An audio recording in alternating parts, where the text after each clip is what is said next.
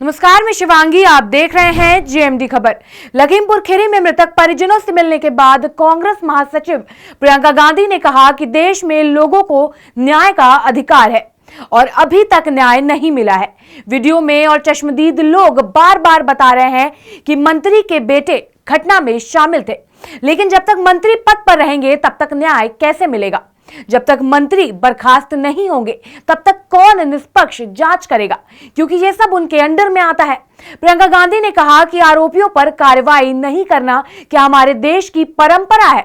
क्या यही न्याय है? प्रियंका गांधी ने यह भी बताया कि तीनों पीड़ित परिवारों से मिली हूं, सभी ने यही कहा कि हमें मुआवजे से कोई मतलब नहीं, हमें न्याय चाहिए। प्रियंका गांधी ने योगी सरकार पर आरोप लगाया कि विपक्ष को रोकने और पीड़ित परिवारों के घरों पर पुलिस लगा दी गई, परंतु आरोपियों को पकड़ने के लिए कोई पुलिस फोर्स नहीं निकाली। बिना कोई कागज दिखाए मुझे गिरफ्तार किया, मजिस्ट्रेट के सामने पेश नहीं किया और आरोपियों के खिलाफ सिर्फ एफआईआर काफी है। सारे नियमों का उल्लंघन किया जा रहा है। प्रियंका गांधी ने कहा, जब तक मंत्री बर्खास्त नहीं होगा और बेटा गिरफ्तार नहीं होगा तब तक मैं लड़ूंगी और अडिग रहूंगी। क्या ये है हमारी देश की परंपरा? क्या इसको कहते हैं न्याय? हम सब परिवारों के साथ मिले कल, तीनों परिवारों ने एक ही चीज़ कही, हमें मुआवजा से कोई मतलब नहीं है, हमें न्याय चाहिए, मंत्री को बर्खास्त करना चाहिए और जिसने ये किया है, जो भी अपराधी है, उसको गिरफ्तार करना चाहिए।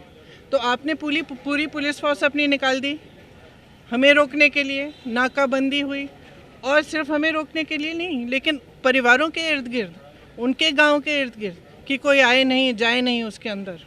लेकिन आपने अपराधी के लिए कोई पुलिस फोर्स नहीं निकाली। जिस दिन ये हुआ पुलिस फोर्स कहाँ थी? क्या कर रही थी? क्या पुलिस सिर्फ नेताओं को रोकने के लिए है कि अपराधियों को रोकने के लिए? और मुझे बगैर एफआईआर गिरफ्तार किया, कोई कागज़ नहीं दिखाया, कल तक भी कोई कागज़ नहीं दिखाया, कोई मैजिस्ट्रेट के सामने पेश नहीं किया, जितने भी यहाँ नियम हैं सारों का उल्लंघन किया मुझे गिरफ्तार करने के लिए, और इनके लिए बस एफआईआर काफ़ी। और इन्होंने अपनी गाड़ी के नीचे 6 लोगों को कुचला है। ये एक लोकतंत्र है, यहाँ न्याय आपका अधिकार है और इसके लिए मैं लड़ूंगी। जब तक ये मंत्री बर्खास्त नहीं होगा, जब तक ये लड़का गिरफ्तार नहीं होगा, तब तक मैं बिल्कुल अडिग रहूंगी, क्योंकि मैंने उन परिवारों से वचन दिया। प्रियंका गांधी ने यह भी बताया कि आईजी ने सुबह कहा कि रमन कश्यप की पीट कर हत्या हुई है, क्या वहां जाएंगी? जबकि रमन के परिजनों ने बताया कि गाड़ी से कुचल करके हत्या की गई है। आईजी से जब प्रियंका ने मृतक बीजेपी के कार्यकर्ताओं के परिवारों से मिलने के लिए कहा तो आईजी ने तुरंत मना कर दिया और कहा कि वो लोग मिलना नहीं चाहते हैं। चाहे किसी भी घर में, चाहे उनकी बहन है जो 2 लड़कों से, एक लड़का था उसकी बहन थी, चाहे उसकी माँ थी, उसके पिता थे, एक थोड़े से बुजुर्ग थे, उनकी बीवी, उनके बच्चे, कश्यप जी के पिताजी, सब ने यही कहा।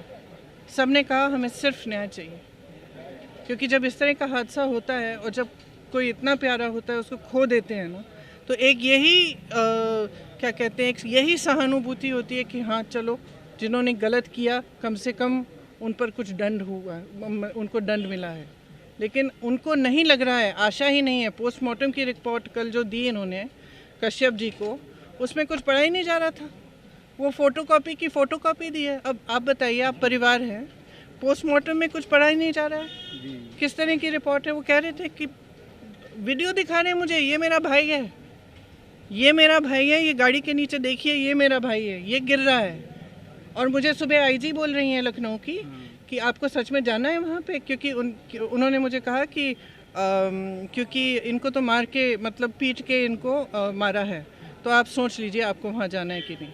और मैं कहना चाहूँगी कि मैंने उनसे पूछा कि मुझे जो 2 बीजेपी के कार्यकर्ता, शायद वो भी मरे हैं, मैंने पूछा कि उनके परिवारों से चेक कर लीजिए, अगर मुझे मिलना चाहें तो मैं आना चाहती हूँ। तो उन्होंने मुझे सीधा कहा कि नहीं मिलना चाहते हैं आपसे। तो मैंने कहा ठीक है, उनको हम मेरी तरफ से भी संवेदना प्रकट कर दी। जाना चाहती थी बीजेपी? मैंने बोला, आईजी साहब को बोला, और मैंने कहा ठीक है, फिर अगर नहीं मिलना चाहते कोई बात नहीं, उनको भी मेरी तरफ से संवेदना प्रकट कर। लखीमपुर खीरी मामले की जांच को लेकर प्रियंका गांधी ने कहा कि रिटायर्ड जज नहीं, हाईकोर्ट या सुप्रीम कोर्ट से सिटिंग जज से जांच होनी चाहिए, परंतु निष्पक्ष जांच के लिए मंत्री को इस्तीफा देना पड़ेगा। अगर मंत्री कह रहे हैं कि उनका बेटा वहां नहीं था तो जांच निष्पक्ष होने के लिए या नैतिकता के आधार पर इस्तीफा दीजिए, जांच के बाद फिर मंत्री बन जाइएगा। मेरे नज़रिए में और परिवारों के नज़रिए में भी रिटायर्ड जज नहीं, एक सिटिंग जज सुप्रीम कोर्ट या हाई कोर्ट के इनके अंडर जांच होनी चाहिए। सबसे पहली बात ये। दूसरा, मैं जांच पे टिप्पणी नहीं करना चाहती क्योंकि जांच शुरू ही नहीं हुई है, लेकिन मैं इतना कह सकती हूँ कि अगर जांच निष्पक्ष होनी है तो उस मंत्री को इस्तीफा देना पड़ेगा, क्योंकि जब वो गृह मंत्री हैं तो उन्हीं के तो अंडर आता है ये सब।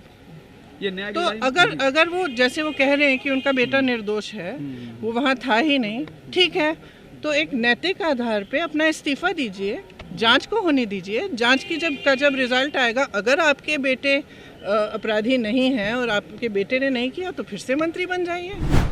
फिलहाल के लिए इतना ही। बने रहिए जेएमडी खबर के साथ। नमस्कार।